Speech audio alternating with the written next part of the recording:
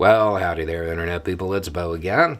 So, today we are going to talk about cultural shifts and unconscious bias, being uncomfortable, fear of the unknown, and not being able to identify why you're uncomfortable at times.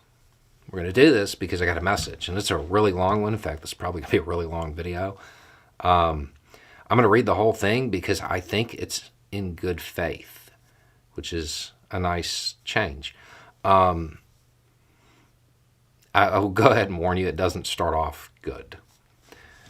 Bo, I've been following you a long time and agree with most of your positions. The one thing I have a really hard time with is LGBTQ stuff. I know it's Pride Month, so it's more public, and maybe why it's that much more annoying to me. I accepted gay people, but when it comes to trans people especially, it just bothers me that it's so public at times. I feel bad admitting this, but I just want them to go back to how it used to be. I'm about your age. When we were growing up, a man in a dress was unwell and we wanted them to get help. Today, it's on TV all the time. It's in public all the time. Can you imagine when we were growing up if there were men on TV wearing dresses and people just acted like it was normal? I guess I don't get where it came from. I want to be clear about something. I'm not a hateful person. I work with a trans person who is very nice, and I always call him a her. I treat her like a woman, and it does make sense for her to go to the women's bathroom. She could be attacked in a men's room. It just makes me uncomfortable in some way when I'm around some of them. Am I wrong about this? Have I just reached the age where I can't change anymore? I even read about the difference between gender and sex because the girl I mentioned earlier, gave me a book after I asked some questions. I read it and understand the difference, but it still makes me uncomfortable at times. I'm all for people living their lives, and no, it's not right for me to say, hey, get back into the closet to make me feel better. But deep down in my gut, sometimes I just don't like it. Do you have any advice? Okay. So let's start with, when did it start? With us. With us. In a very less than ideal way, it started with us, with our generation. You said, can you imagine what it would be like when we were growing up if there was a man on TV wearing a dress and everybody just acted like it was normal?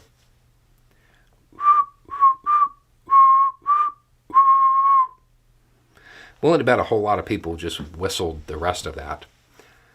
That was the whole gimmick for Klinger, right? Man wearing a dress, and he wasn't unwell. That was the whole thing. It's why he couldn't get a Section 8. If that doesn't do it for you, we could time warp back to Rocky Horror. Or we could go the other way to when Jenny McCarthy played a trans character. It was on TV. It was. And that's spanning a quarter of a century right there. It's not a new thing.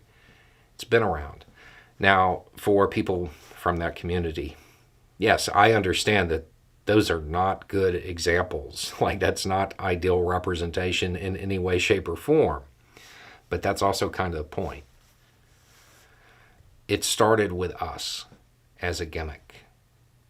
And our generation treated it that way. But the underlying message, it still was something that was heard. And it kind of helped open the door. I find it very hard to believe that a generation of people watching Klinger be told that there was nothing wrong. I feel like that had to have some impact. And it might have led to a little bit more understanding. the kind that would lead somebody to say, yeah, I want people to lead their lives. Now, as time moved on and it was no longer just a gimmick, the representation became better, became real. That's all that's happened there. It was always around in various ways. It was cliche. It was tokenized. It was bad. But it was there. It's not something that just started in the last few years. It's been around in a whole bunch of different ways. And many times I don't think it was intentional. I don't think that the people behind some of these shows really had any intention of, to use your term, bringing this out of the closet. I think it was just them writing something and trying to be original in some way. But it opened the door. It helped move things along. Okay. So you feel uncomfortable. You never say why in your message. You can't identify why you're uncomfortable. You didn't include it. And I feel like it's because you don't know. I think I've told this story on the channel before. There was a time when I encountered Arab males. I found myself always stepping back. And I felt uneasy. And it wasn't for any reason that people might associate with Arab males. But I didn't know what it was. Until one of my friends, their family came over from the old country. They were Italians. And I got the exact same feeling around them. It had absolutely nothing to do with them being Arab. It was that they stood close. Unconscious bias. My people, the culture that I come from, we don't stand close to each other. They do. Sometimes it's something really simple, but if you can't identify it, it makes you uncomfortable. If it doesn't fit in with your normal patterns, it makes you uncomfortable. I want to point something out. When you're talking about the girl from work, you identify that she's trans by saying, I always call him a her. And then throughout the rest of the message, it's feminine pronouns. Even going as far as to call her a girl. Now, just so you know, today that is a no-no. But being from your generation, I know what this means. She's petite and cute, isn't she? Right? And she fits into your pattern of woman neatly. So neatly, in fact, that you can understand why she should use the women's bathroom, because she might be attacked in a men's room, because nobody would mistake her for a man, right? It's there. When you're talking about feeling uncomfortable, you say, at times, sometimes, not all the time, right? Because there are some trans people that you don't feel uncomfortable around. That's very evident in this message. So, what might it be? The times you feel uncomfortable. It might do you some good to analyze when that occurs. Because it may be something as simple as it not being the pattern that you're used to, like standing far apart. It could be something along those lines. When we were growing up, okay, gender and sex. They lined up, right? And there were two options. You've read about it. You know it's a spectrum now. Okay? You read about it. You said you understand it. Don't need to go into that. It's a spectrum. The woman you work with, I'm willing to bet just about anything, she fits very neatly into one of those boxes, one of those patterns that you're accustomed to. She looks like a woman, right? The people you feel uncomfortable around, do they fit neatly into one of the two options that you grew up with? I'm willing to bet just about anything they don't. And the only reason I'm saying this is because I have seen this so many times from men our age. People who pass,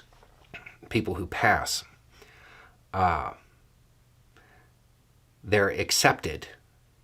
People who fit neatly into that box, they're accepted so much faster by so many more people because it lines up with the preconceived pattern, with what you're used to. Those who don't, they fall outside of that pattern.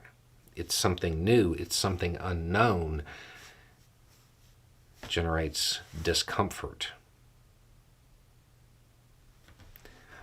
The reason I'm doing this and saying this is because I hope it's a whole lot like identifying that, hey, they just stand close. Sometimes once you acknowledge something like this, it goes away. You don't have the discomfort anymore or the unease anymore. I am willing to bet just about anything. You are a walking example of passing privilege.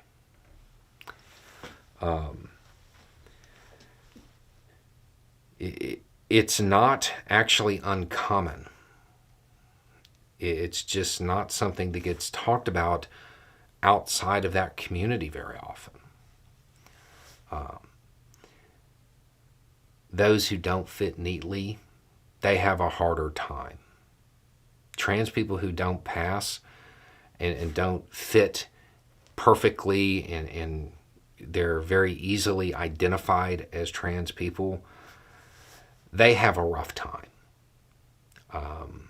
And it's just not something that gets talked about. And maybe it should. Because if you're somebody who will sit here and have a conversation with somebody, ask them questions, and obviously do it in a respectful enough way for them to come back with a book for you to read, and then you actually read the book, you're right, you're probably not hateful. And the fact that you're reaching out, trying to figure out what's going on and why you feel uncomfortable, indicates that you don't want to be like that. If you did, this would have a very different tone. And the fact that you know it's not right to say, hey, get back in the closet because, I don't feel comfortable. You know that's not right. You're not too old to change. You are changing. You just hit a spot that you can't get through yet. Take a moment and analyze the sometimes, at times, that you feel uncomfortable. Because I'm fairly certain that's what it is. I know somebody's going to say I'm reading too much into this, but I've just seen this so much. You know that gender, sexuality, it's all a spectrum. You've read a book. You've got it. The patterns that we grew up with, two choices. There's more choices today. There's more ways that people present. And it doesn't have to be uncomfortable. Just acknowledge that things are changing. I think you'll be fine. And I will send you this before it publishes. So if y'all are watching this, yes, that's exactly what it was. Anyway, it's just a thought. Y'all have a good day.